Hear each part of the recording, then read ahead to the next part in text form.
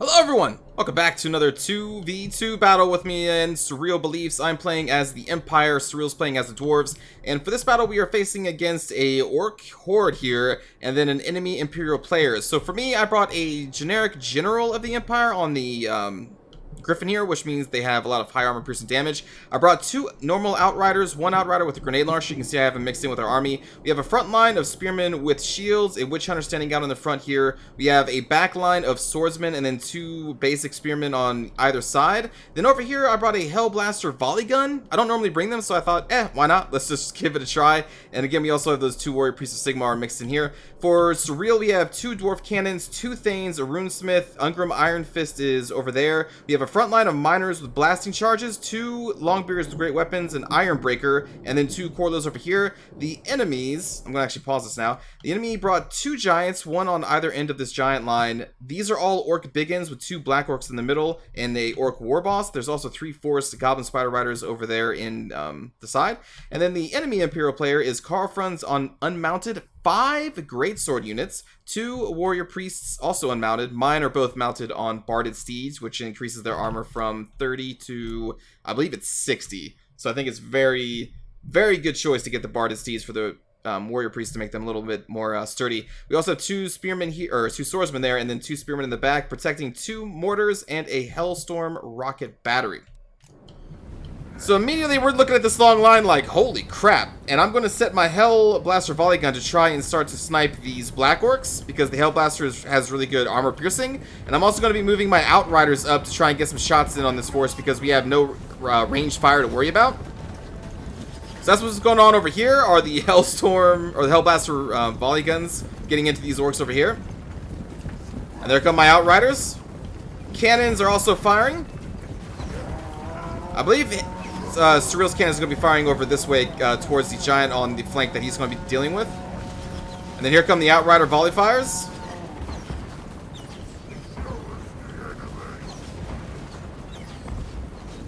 Looks like I'm actually missing a lot with that Hell Blaster. I may have been accidentally targeting the Orc Biggins, not the Black Orcs. That may be what's happening right there. Yeah, looks like I'm targeting the Biggins. Well, we're doing a lot of damage to the Biggins at least. I guess that's something. Right here, we're going to be pulling our Outriders behind our line of Spearmen that are waiting for the enemy. And I'm going to be pulling up our Light Wizard, which I think I forgot to mention I had. And we're going to be casting one of the best spells in the game. The Net of Amatak is going to go down and stop this Orcish charge, including this Giant. It's going to give us time for Outriders to get back into position and start pouring fire onto this Giant and these Orc Biggins. The two Black Orcs are going to be meeting our Spearmen, and then these Spearmen over here. Our Warrior Priest on this flank is going to be going in along with these Spearmen. And I sent our General of the Empire to deal with these Black Orcs for a little bit as well, due to his high armor AoE piercing damage from the Griffin. And you can see these units are still just netted, and they're just getting hit by the grenade launchers and the Outriders. When you overcast the Net of Amatak, it lasts for a long time, and the Witch Hunter is also getting a lot of free shots here against the Orc Biggins.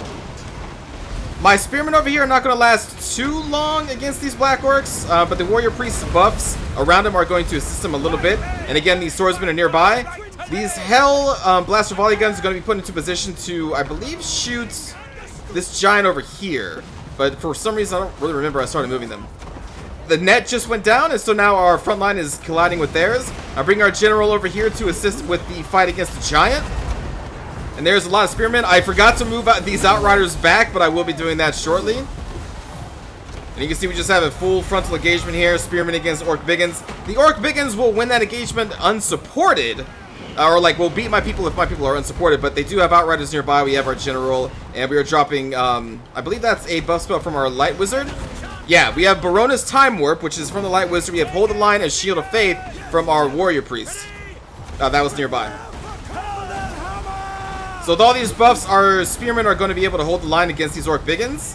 And you can see we are dealing a ton of damage by surrounding this Giant with a bunch of spears. We have our General in there, and we have a lot of Outriders. It was at this point where the Forest Goblin Spider Riders actually ran around the entire map, and I noticed them when they were about here. So right when I saw them coming in, that's why I moved my Outriders over here, and I was trying to intercept them with my Swordsmen and my Spears. They did get into our Outriders a little bit, but luckily I did see them. And also Surreal's Corridors over here are giving me support by trying to pepper them down with the crossbow fire, which is helping a lot. So yeah, that's why I'm trying to get my Outriders over here to the flank, and we just finished off the Giant with our Warrior Priest, our General, who is now going to be fighting against the Orc War Boss, who is kind of separated from his troops a little bit. His troops over here are still dealing with the Spearman group over there. Our Spearman group, you can see, is currently routing from these Black Orcs, and the Imperial player is now starting to engage against Surreal's forces. My Warrior Priest is now buried because the Spears he was with are now gone, but he's going to do what he can with the Swordsmen nearby who are dealing with these Forest Goblin Spider Riders and the Black Orcs. Outriders are going to be lending some support as well, along with this Witch Hunter, who for the first time I kind of use a Witch Hunter properly. He's going to just be able to get a lot of shots in on these Black Orcs. They do a lot of armor-piercing damage with their gun, if they're not killed. And I always put them in a position where they die really quickly, so I'm glad I did not do that this time. You can see my General getting another charge on this Black Orc, or not Black Orc, Orc War Boss. The Orc War Boss does have healing potions, along with my General also has healing potions. So any damage they're doing to each other is going to be kind of negated, but we got to get rid of those health potions at some point. These Outriders are going to be going around the flank and just picking off the Orc Biggins, and then eventually are going to be going off these Black Orcs. Or maybe they just go after the Black Orcs and just leave the Spearmen and my General to deal with this. So you can see we actually routed the Orc War Boss, but he comes back immediately and is going to start drinking a potion to get their health back. Meanwhile, over here, a group of Outriders and my Witch Hunter are still pouring in fire into this Black Orc group and have done a lot of damage. But my poor Warrior Priest is just buried deep into Black Orcs, and it's just not looking good for him. The Swordsmen, though, surprisingly, not taking much damage. I guess most of their focus is, or their attention is focused on the Warrior Priest who just dropped another defensive buff to help us out. But he will be dropping in soon, or dropping soon, or actually routing soon, sorry. He does not drop here. Over here, we have a Shield of Faith being dropped from this Warrior Priest to keep these Spearmen alive a little bit longer. And they are going to be routing those Orc Biggins. We have another shield or net of Emitok going down from the Light Wizard here to try and keep these Forest Goblin Spider Riders just still while a Spearman slowly kill them. That's what's happening here, and you can see it's working out pretty well. They do get out of it, and they are going to be routing, but I think they come back. But for the most part, this part of the battlefield has been wiped out, except for that Orc War Boss, who I believe casts or drinks another potion, I think. And the Outrider fire is going to be pouring into these Black Orcs and the Orc Biggin still, and they're going to be routed here shortly. Our second Warrior Priest coming in to reinforce the Swordsman nearby. And you can see more Swordsmen coming off the hill. At this point, my rocket or Hell Blaster volley guns, they were taken out by Orcs. So the only fire they really got to do was the initial engagement against their lines. And you can see our Outriders just blasting these Orc Biggins. Though we do start to come under fire from this Hell Storm rocket battery, and it does so much damage to our Outriders. Just look at that damage it does. And the mortars. So I'm trying to get them out of range because it quickly dealt with our Outriders super fast. I was really not expecting it at all. And you see our Swordsmen just engaged with these Black Orcs. This fight has lasted a long time because Black Orcs are sturdy and Swordsmen do not have armor piercing damage really. But they've held the line. They've held the line pretty well. And you see our Riders still just having some fun with some Orc Biggins back here along with our Swordsman group. Over here, we were chasing off those Forest Goblin Spider Riders again. I think I actually honestly forgot about these groups that had the attack order against the Forest Goblin Spider Riders. And now they're going to be rear charged with this Orc War Boss who did drink the potions and is now back up to full. But yeah, I'm pretty sure I forgot about those units, and I was just too focused over here. So with this, my battle against the Orcs mostly taken care of, I'm going to pause it here, and we're going to watch this battle from Surreal's perspective and see the ending outcome. So we have the Orc Horde charging into Surreal's position. His miners and forces have backed off a little bit, but the cannons are now currently firing against the group of great sources, as you can see here, and they are dealing a lot of damage to them.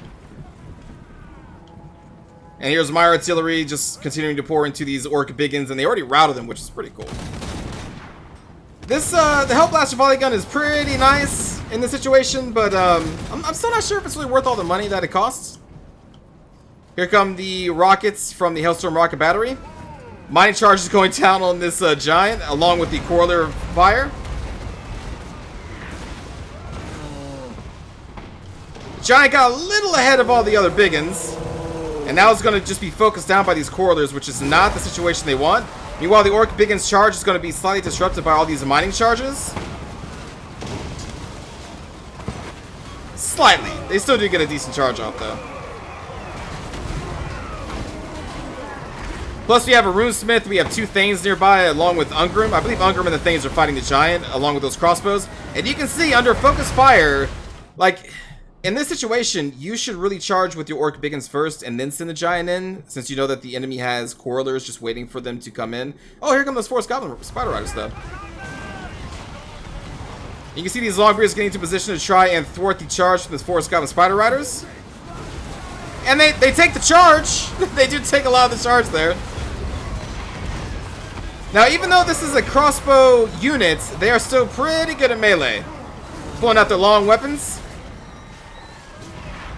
So they should do alright against a weak cav like Forest Goblin Spider Riders.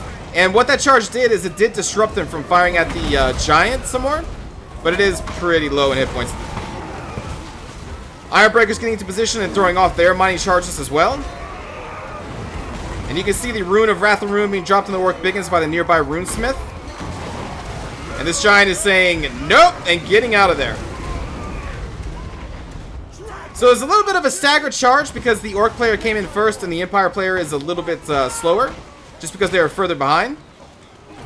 Which worked out really well to Surreal's advantage because he's kind of dealing with these Orc Biggins that charged in. He's going to be able to push them off by the time that the Imperial reinforcements come in. But I remember he was not enjoying the Hailstorm rocket battery that was just raining death upon his troops. He was not happy about that. And I think I forgot to mention it when I was covering my side, but I do send my general to silence their position. A little past halfway of the battle, you'll see me flying over there. But you can see these Orc Biggins have been mostly routed. We are sending in, or Surreal is sending in his Dwarven units to accept the charge from these swordsmen. The Miners are great tar pit units. They have so much armor and leadership they can hold for a long time. Especially if you have a Runesmith buffing up their defenses, which I believe they will shortly. I think. Meanwhile, Ungrim and a couple things are still over here dealing with the remnants of the Orcish Horde. The Giant is going to come back, but it is super weak at this point. And you can see the Greatswords are going to be coming in behind these Orc Biggins. There goes some Runesmith buffs on the Miners, so damage resistance is going to be put up to 44%, and then there's their armor increasing buff as well. Runesmith is still one of the best heroes in the game. Hands down. There's the enemy's Warrior Priest. You can tell because they're unmounted. That's one of the two that they have. Longbeards are great weapons getting into these great swords, so they are going to do pretty good against this engagement. We have a Shield of Faith being dropped by the enemy Warrior Priest on these great swords, which keep them up in the battle a little bit longer. And Kara Franz is leading the charge. Just look how big he is. Like, he is ridiculously large, as all the heroes really are. But you normally just see him mounted, so you don't usually see him just on the ground like this. At this point, you can see a Greatsword unit trying to get into this Dwarven cannon. But we do have Ironbreakers nearby that are kind of getting disrupted by those rocket batteries. But they're going to be able to hold a long time against Greatswords. Because they're just so defensive. Meanwhile, over here, Ungrim is trying to hold off the Giant and manages to kill him with a victorious blow. And now is moving back onto these Orc Biggins that have come back from routing. This Thane, actually, I think it's the heroes. Yeah, if we pull out, you can see the two Thanes and Ungrim are holding this entire flank against the Great... Well, it's going to be these Great Swords too, eventually. But they are doing a really good job of holding that flank. And then over here, we just have a couple Miners holding off the rest of this human force. And then we just have these Ironbreakers back here, along with the Runesmith. So let's pull out a little bit. The cannons are still operational for the most part. These Correlers have devastated the Forest Goblin Spider Riders at this point. And they are doing what they can against these Greatswords as they are charging in. And they're going to be not taking as much damage since they have that rune from the Runesmith. But still, this is going to hurt. Correlers are decent melee combatants, and they can do a lot of damage with the great weapons against great swords, but still the great swordsmen are definitely going to be taking charge in this part of the fight. There you can see my general is now into the artillery lines trying to take them out to silence them from shooting at Surreal's army. And mine, because they were taking out my Outriders. Meanwhile, the two Thanes and Ungrim still just holding the line. Thanes are so good with the potion addition. They are just so good and so cheap. Meanwhile, the Longbeards and Miners still doing what they can against the other Greatsword infantry up here on the front line, mixed in with the Orc Biggins. I'm going to be bringing in my Outriders at this point to try and support Surreal's fight because mine is now wrapped up. And I'm also going to be bringing in another Outrider group. There they are. They're going to be going around the flanks, and I'm going to try and assist this side with my swordsmen and also the Outriders to shoot into the back of these Greatswords. So many buffs just being dropped. This is from the enemy warrior priest. It's the one that increases magic resistance. It does AoE damage around them. My general's still back there trying to rout all of those mortar teams and artillery units. And now my Outriders are just behind this group of great swords. And they're just going to be firing into them. And with that focus fire from the Outriders, they're going to be dropping pretty quick along with the firing or the damage dealt from the Quarrelers and our swordsmen. You see they're just getting dropped. Here's my warrior priest nearby.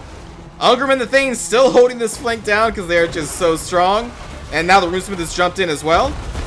Very powerful dwarves. You can see my grenade launches from the Outriders coming in to finish off these orc biggins and these swordsmen. Yeah, the swordsmen that were nearby. There are also still a group of great swords that we're trying to fight as well. There's our warrior priest, unafraid.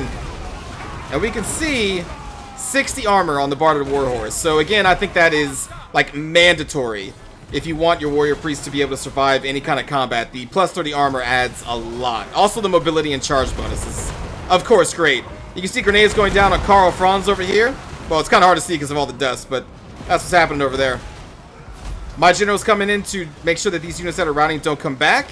And I believe the greatsword units, there they are. They have routed from the focus fire of the Outriders and everything else that was fighting them, and they are just shattered.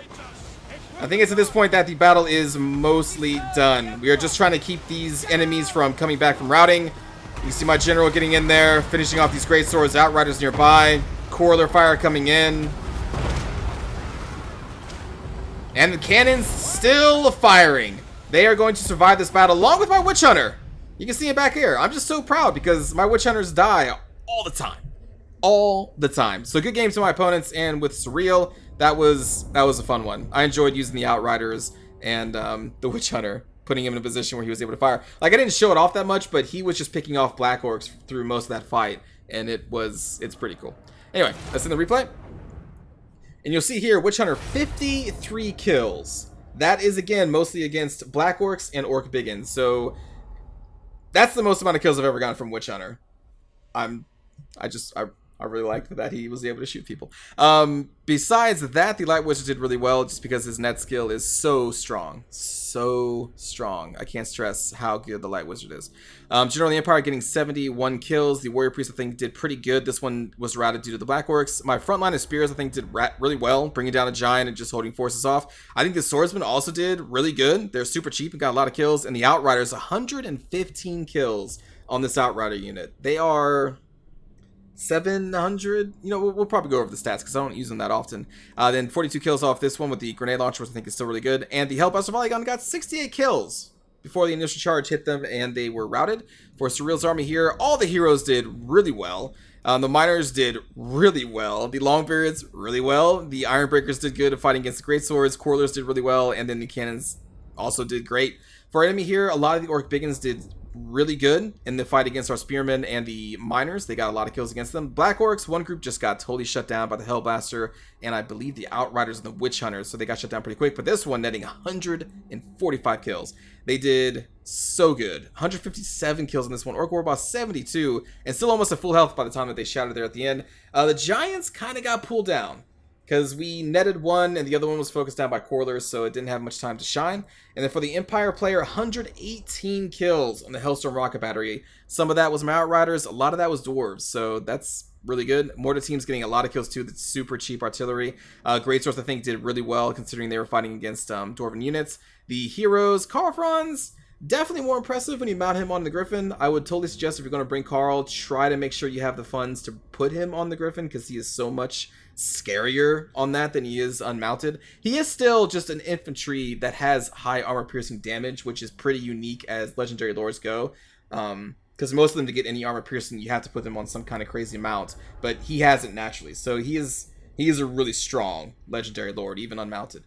But yeah, good game again to my opponents and to Surreal. Let's take a quick look at the Outriders. I think they're 700. I think. They're 100 more than the handgunners, yeah. So I think I've made this comparison before, but for the handgunners, you have 90 units firing at 14 armor piercing and 3 missile damage. The Outriders do the same amount of damage, but the thing is, they have half the reload time. They cost 100 more, there's 30 less of them, but since they have almost half the reload time, their DPS is a lot higher, and they're more mobile than the handgunners. So I think Outriders are better. For 100 more, you get mobility and double the DPS, kind of. I mean, it is a little bit lower just because the unit size is also lowered, and then maybe less accurate. I'm not sure, they don't show accuracy in the stat range, which they should. CA, I'm looking at you. Show me the accuracy stat, please. Anyway, they can be really good if you don't let them get charged and murdered. But yeah, so that's the Outriders. They are pretty sweet. And then for 1450, this Hellblaster volley gun, it can throw out the damage. It really can. It has an okay range, but people have pointed out that just like a focus group of handgunners can basically do as much damage as a Hellblaster. So with that in mind, it's a hard artillery unit to bring. I only brought it because I never bring it, and I just wanted to see it again. But you're probably better off with just handgunners or Outriders. And you can just nix that, and hell, you just bring a rocket battery for higher range. Because look at that, 480. It's ridiculously high range. Actually, I should probably try this. Because I know it got buffed, I think, in the last patch. Or maybe 2 patches ago. I should probably try this some more. Anyway, hope you enjoyed the battle, everybody. I will see you all next time. Take care.